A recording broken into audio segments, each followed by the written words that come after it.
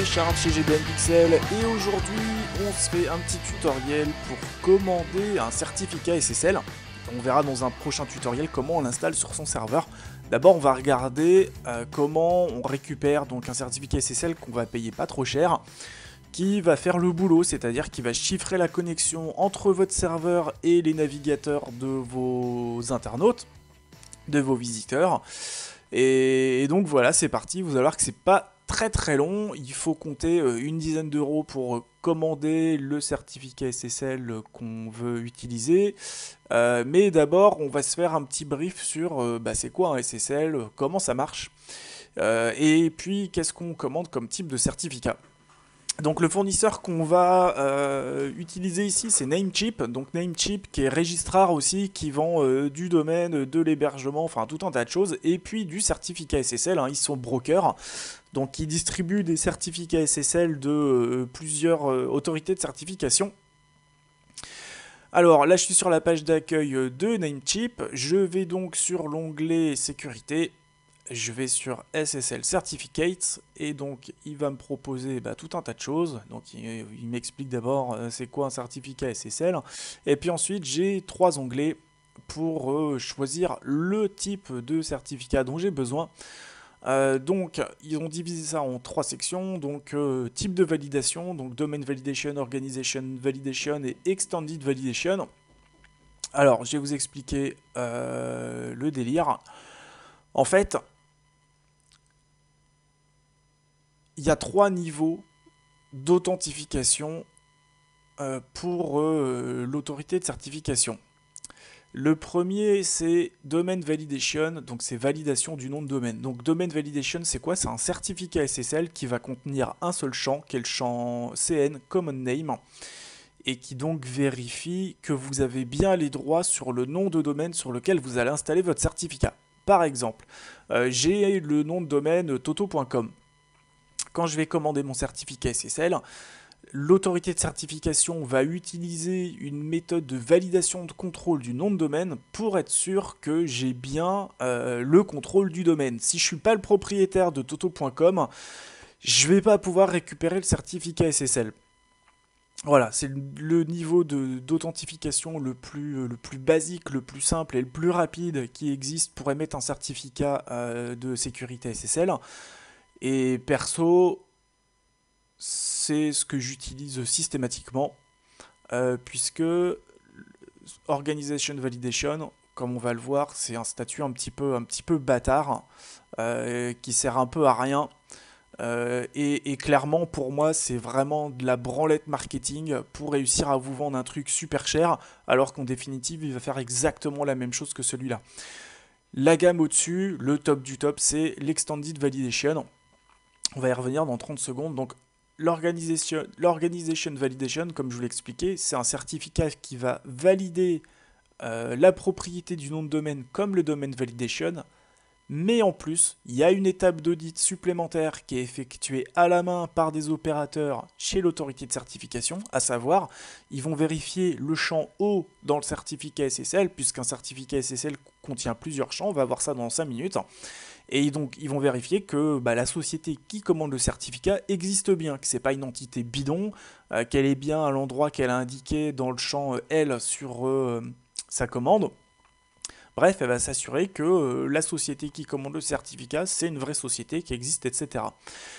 L'Extended Validation, le certificat de norme EV, c'est le certificat qui permet d'afficher une barre verte dans le navigateur. Donc c'est vraiment le top du top, c'est ce qu'on trouve en général sur les banques et les gros sites e-commerce.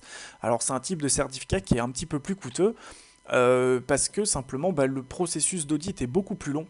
C'est-à-dire qu'au lieu de valider seulement l'organisation et le nom de domaine, il y a beaucoup d'étapes d'audit supplémentaires, à savoir il y a quelqu'un qui va appeler le RH de la société qui commande le certificat pour savoir, voilà, on a eu une commande de Madame Michu dans le département achat, j'en sais rien, de votre société, est-ce qu'elle travaille bien chez vous? Ils vont vérifier que le nom de domaine n'est pas blacklisté pour spam ou d'autres bêtises comme ça. Le processus est beaucoup plus long, il faut que la société ait plus de 3 ans d'existence, voilà, c'est beaucoup plus drastique. Du coup, tout le monde ne peut pas commander ce certificat SSL, Par exemple, si votre boîte elle vient d'être créée, vous n'aurez pas le droit au certificat Extended Validation. Bref, c'est un certificat qui est plus long à avoir, qui est plus coûteux, mais franchement, ce truc de barre verte au niveau marketing, c'est vraiment top. Ça rassure l'utilisateur à fond, même si il n'y connaît pas grand-chose. Et donc, au final, c'est le meilleur niveau d'authentification qu'on puisse obtenir pour un certificat SSL. Et quelque part, c'est ce qui fait que l'Organization Validation, ça ne devrait pas exister. Bref.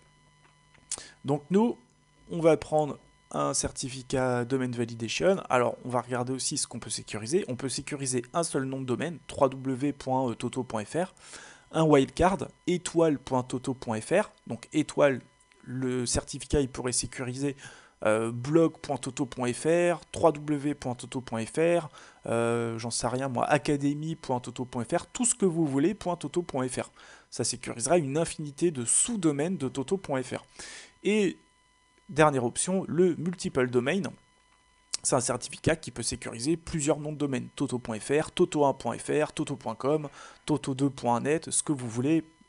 On peut rajouter ce qu'on appelle des SAN, des sous-domaines. Enfin,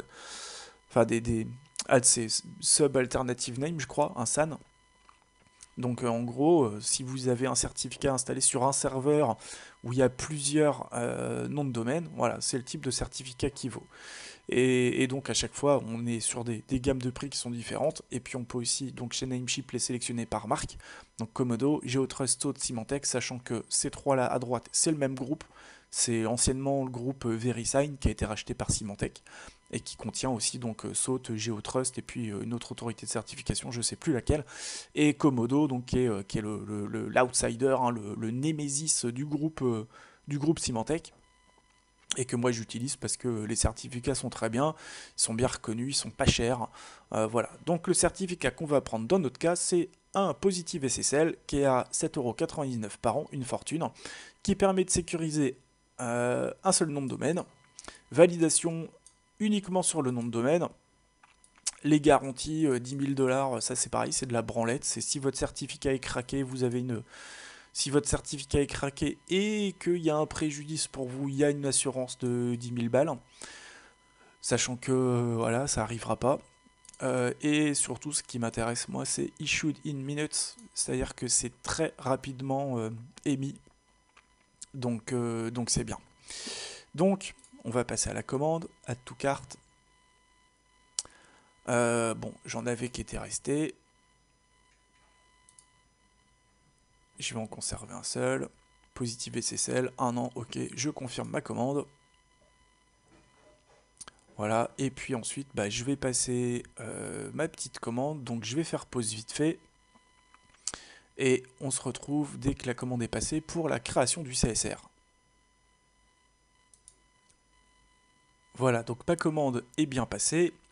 Merci pour votre commande, blablabla. Et dans mon résumé de commande, j'ai Positive SSL 1 an, 9 $, Manage. Je vais cliquer sur Manage. Et je vais donc avoir à activer ma commande. Puisque là, bah, j'ai commandé un produit qui est creux, qui est vide. Puisqu'un certificat, c'est toujours fait sur mesure. Donc dans un premier temps, je vais devoir créer une clé privée de laquelle sera extraite un CSR. Donc CSR, c'est quoi? C'est Certificate Signing Request. C'est le fichier qui va permettre de commander le certificat SSL. Et le CSR, il est extrait de la clé privée. Alors, un certificat SSL, ça fonctionne de la façon suivante. Vous avez une clé privée qui est installée sur votre serveur. Les clés publiques, qui sont un petit peu l'envers, si vous voulez, de la clé privée, elles sont installées dans le magasin de certificats de votre navigateur.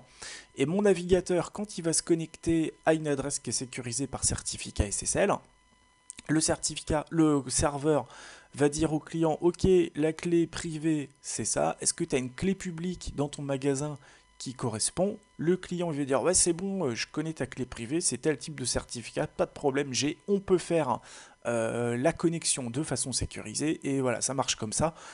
Il faut deux éléments, la clé privée et la clé publique. La clé publique, elle est déjà dans votre navigateur. La clé privée, il faudra impérativement la conserver de façon sécurisée et la mettre sur votre serveur. Donc d'abord, on doit faire le CSR qui va me permettre de passer la commande. Alors pourquoi on n'utilise pas la clé privée? Bah parce que si je transmets ma clé privée à une entité tierce, c'est-à-dire pas moi, techniquement, il n'y a plus de sécurité. La sécurité en informatique, c'est 1 ou c'est 0, c'est bon ou c'est pas bon. Et si quelqu'un d'autre que moi a accès à ma clé privée, bah c'est foutu. Donc, on va passer par la génération d'un CSR qui sera donc extrait de la clé privée. Alors, pour créer cette clé privée, ça va dépendre forcément de ce que vous utilisez comme logiciel pour servir vos pages. Ici, on va le faire pour Apache parce que dans 95% des cas, vous allez avoir un serveur Apache. Et on va utiliser donc un module qui est installé sur Apache qui s'appelle OpenSSL. Alors,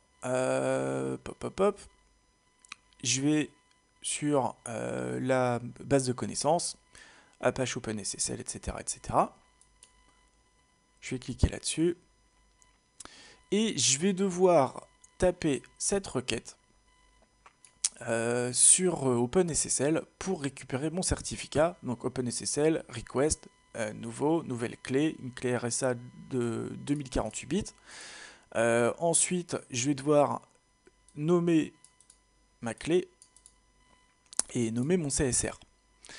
Alors, c'est ultra chiant à taper ce truc, donc heureusement, il y a des générateurs. On va utiliser celui qu'on trouve chez Gandhi. CSR Generator.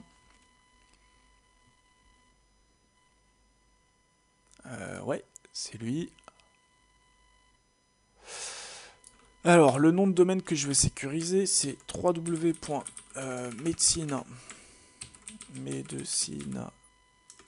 sans faute de frappe si possible, esthétique.re, branche organisation, là on peut mettre n'importe quoi, hein, parce que ça va pas être inscrit dans le champ du certificat. C'est à Saint-Denis, je crois. Alors, si vous passiez une commande de certificat de type Organization Validation, organisation, il faut mettre le nom de la société tel que c'est listé chez société.com ou Infogreffe, strictement en majuscule. Faut pas mettre au caractère près. Hein. Faut que ce soit vraiment exact match. Hein. Si votre société s'appelle, je dis une bêtise, Infogreffe, elle s'appelle STE Tartampion, il faudra mettre vraiment STE Tartampion. Si vous mettez Société Tartampion, ça peut être refusé. Et franchement, à raison. Donc vous mettez exactement ce qu'il y a chez Infogreffe. Mais comme là c'est un domaine validation, il y aura une validation que sur le nom de domaine, donc là-dedans on s'en fout. Ville Saint-Denis, voilà, on va le mettre en majuscule, on va le faire comme il faut. Département, c'est La Réunion. La Réunion, longueur de clé 2048 bits. Et ensuite je vais cliquer sur générer, donc je m'assure que j'ai pas fait d'erreur dans mon CN, dans le nom de domaine. Je vais cliquer sur générer et il va me pondre la requête que je dois taper sous OpenSSL. Comme ça, j'ai pas besoin de la faire. Deuxième étape. Je vais me loguer en SSH sur mon serveur. Et donc là, il y a 2-3 trucs que je vais devoir masquer quand même quand je vais monter. Alors là, je suis à la racine de mon site. Je vais utiliser la commande cd current directory pour me placer dans le bon dossier. Donc je vais taper... Alors si vous ne connaissez pas bien votre serveur, au début vous tapez dir pour savoir ce qu'il y a dans l'arborescence. Donc ici ça va être dans var 3w, etc. Donc current directory var. Voilà, je vois que je me suis déplacé. Je retape dir pour savoir où je suis. Je vois un 3w cd 3w. Dir, voilà. Et là je suis exactement là où je veux être pour récupérer mes fichiers derrière. Ça va être un petit peu plus simple. Et ensuite je vais copier donc la longue ligne qui est ici. Avec un petit peu de chance, il va la prendre direct. Et il va pas me la prendre. C'est toujours une galère. J'ai toujours du mal avec les copier-coller sur... Allez, t'es gentil. J'ai pas que ça à foutre. Parce que sinon, je vais devoir le taper à la main. Et franchement, ça m'arrange pas. Et normalement, je dois juste avoir à faire ça. Ah, il va pas me la prendre. Ouais, bon, bah je vais devoir le taper à la main. C'est super.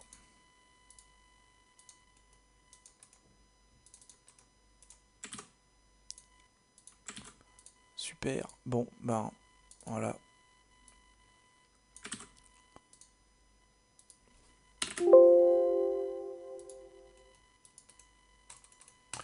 Ok, bon, bah c'est parti. Alors, OpenSSL rec-new espace new key. Alors, s'il y a quelqu'un qui a le tuyau hein, pour faire un copier-coller qui marche du premier coup de Windows à SSH, je suis preneur. Parce que j'y arrive une fois sur deux, même pas. Et vous voyez qu'après, je perds du temps à taper ce truc-là, sachant que bah, s'il y a une typo, une faute de frappe quelque part, faut recommencer. Donc, c'est pas du tout confort. .re.csr keyout www.medecine esthétique.re.key ok, -subj c'est sujet. Alors slash c égale fr slash st c'est state st la réunion, sachant que de toute façon ce sera pas dans le certificat. L c'est location, la réunion. Non, j'avais mis Saint-Denis, mais c'est pas très grave. O, il sera pas dans le certificat parce que c'est un domaine validation médecine esthétique. CN, alors lui super important, faut pas se planter. Égale www.medecine-esthétique.re. Je ferme ma requête, je tape entrée. Et si j'ai pas fait de conneries, il m'a créé ma clé privée. Donc là, ma déco, ah non, il m'a pas déco. Je vais sur mon serveur en SSH, j'actualise et je vois bien que j'ai un .key et un .csr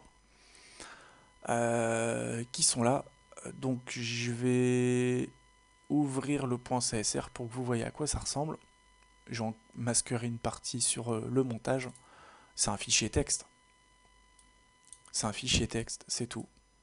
Voilà, et c'est ce dont a besoin Namecheap pour générer ma commande. Donc je vais copier tout ce qu'il y a entre Begin Certificate Request et End Certificate Request. Faites CTRL A, hein. Et je vais retourner sur mon interface de commande, Enter CSR, je vais le coller, et là il a un outil qui va l'analyser, et qui va voir que le nom de domaine c'est www.medecine-esthétique.re. Vous avez le droit de le relire plusieurs fois pour être sûr de ne pas vous planter. Server type Apache et algorithme de hachage ici SHA2. Et puis ensuite derrière il n'y a plus qu'à cliquer sur Submit et ça lance la fabrication du certificat. Seulement, c'est pas fini. C'est pas fini puisque maintenant l'autorité de certification, donc Comodo, doit s'assurer que j'ai bien les droits sur le nom de domaine. Donc ils ont une procédure qui s'appelle le DCV, c'est Domain Control Validation, qui permet de s'assurer que bah, je commande bien un certificat pour moi et je le commande pas pour, je sais pas, google.com. Et donc j'ai plusieurs options, donc HTTP, DNS, donc DNS ils vont me demander de coller un champ de type texte dans ma zone DNS. HTTP, je crois que c'est une vérification par fichier. Mais le plus rapide, c'est l'email. Franchement, c'est vraiment le plus rapide. Donc on va choisir email. Approver email, c'est qui approuve la demande. Je vais prendre admin@medecine-esthétique.re. J'ai déjà créé la boîte mail il y a juste avant le début du tuto. Je vais cliquer sur Next. Bon là, voilà, on s'en fout un peu. C'est optionnel, on va pas se prendre la tête. Adresse, je vais mettre mon adresse. Là franchement, j'ai jamais vu de contrôle là-dessus, hein, donc pas trop se prendre le chou. En même temps, les questions sont pas très compliquées, on va y arriver. Le contact, bah, c'est moi, hein, les gars. Voilà. Hop. Next. Et si je suis bien, admin, esthétique. Ok, feu. Et donc là, il est en train de tourner. Et j'ai plus qu'à attendre de recevoir l'email de valider du procédure des CV. Donc là, il récapitule la commande. Je vais cliquer sur Done. Et normalement, admin, il doit pas tarder à l'avoir. Les DC sont vachement plus rapides qu'avance. Normalement, je vais l'avoir d'ici quelques secondes. Voilà. Donc, vous voyez, c'est vraiment pas long. Et donc là, j'ai un code à copier-coller. Donc, je copie mon code. Donc, j'en masquerai une partie. Hein, voilà. Je vais cliquer sur le lien qui est dans l'email. Il va m'ouvrir une petite fenêtre. Là, j'arrive chez Komodo. Je colle mon code. Je clique sur Next. Et donc là, ils savent que j'ai bien le contrôle du nom de domaine médecine-esthétique.re puisque j'ai la boîte mail admin@médecine-esthétique.re. Donc vous voyez, je peux cliquer sur le bouton Close the window pour fermer la fenêtre. Ça marche super bien, je suis très content. Et ensuite, je vais devoir attendre quelques minutes pour récupérer mon certificat SSL. Et une fois que j'ai mon certificat SSL, donc ce que je vais faire, je vais aller sur mon serveur. Je vais remonter un niveau. Je vais récupérer la clé et le CSR. Je vais me les refoutre ici. Je vais les supprimer sur mon serveur. Sinon, c'est complètement con de se prendre le chou pour la sécurité. Et là, je viens de recevoir un autre email qui me dit c'est bon, tu as eu ton certificat SSL.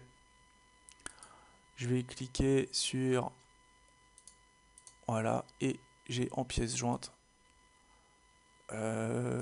mon zip avec mon certificat. Est-ce que j'ai une fenêtre qui est ouverte là-dedans? Non, super. Je vais le faire dans la fenêtre à côté. Le dossier d'Esra, il est plus bas. Que je vous montre ce qu'il y a dans le package. Allez, je vais faire ça vite fait. Je vais me faire un dossier SSL. Ça, voilà, que j'ai pas trop de trucs à masquer au montage. Voilà, et donc je vais récupérer ma pièce jointe. Et je vous montre ce qu'il y a quand même vite fait dans le point zip. Que je vais extraire ici. Donc dans le point zip, j'ai mon certificat, le point CRT, qu'on devra convertir en PEM quand on fera l'installation, ou pas. Il me semble que ça marche aussi sans. Et alors ça, c'est la chaîne de certification intermédiaire, puisque quand vous installez un certificat, en fait c'est une chaîne, ce qu'il y a sur le navigateur, le SSL, chaîne intermédiaire et la racine qui est chez l'autorité de certification. Si la chaîne est brisée ou s'il y a une partie de la chaîne qui est manquante dans le magasin de certificat du browser, ça ne marchera pas. Donc parfois c'est utile de la placer sur le serveur. Donc par sécurité, parce qu'on ne sait pas si Madame Michu elle est encore sur IE6, IE7 ou si elle a la toute dernière version de Chrome. On met aussi la chaîne de certification sur la bécane. Donc voilà, on a fait le tour je crois pour la commande de certificat SSL. Dans le prochain tuto, on verra donc comment on l'installe et comment on configure le VirtualHost, puisque ça va ensemble. Quand on veut configurer le VirtualHost pour avoir un site full SSL, forcément on doit déclarer l'adresse du certificat sur le serveur, l'adresse de la clé privée et l'adresse de la chaîne de certification intermédiaire. Donc vous avez vu la commande ici, ça m'a pris, je suis à 26 minutes de tuto, sachant que si on élimine le blabla, le pipeau et puis toutes les petites manips que j'ai fait, franchement en 15 minutes c'est réglé. Donc commander un certificat SSL ça prend 15 minutes, ça coûte pas cher, ici c'est un certificat qui me coûte moins de 10 € par an. Vous verrez que sur la configuration du VirtualHost, c'est pas si long que ça non plus. Il y en a pour 10 minutes à tout péter. Donc en gros, en une demi-heure, vous pouvez avoir un site full HTTPS avec un certificat qui vous coûte 10 €. Et sur un hébergement qui me coûte 3 € par mois. Donc en gros, 50 € par an pour avoir un site rapide, full HTTPS et tout le bazar, comme veut Google. Donc les gens qui disent un serveur web et puis le gérer et tout, ça coûte hyper cher, voilà. C'est pas vrai, ça coûte pas cher, suffit juste de mettre un tout petit peu les mains dedans, puis d'aller chercher les infos là où il faut. Et le meilleur endroit pour avoir ces infos-là, justement, bah, c'est un moteur de recherche. Il faut chercher un tout petit peu. Mais quand on cherche, bah, on finit par trouver, puis on lit, on essaye de comprendre, et voilà. Donc si vous avez une question par rapport à tout ce qu'on vient de voir, vous me laissez ça dans les coms, j'essaierai de vous répondre le plus rapidement possible, et je vous retrouve bah, très bientôt pour la suite de ces tutos sur les serveurs VPS OVH, et voilà, bon week-end, ciao ciao.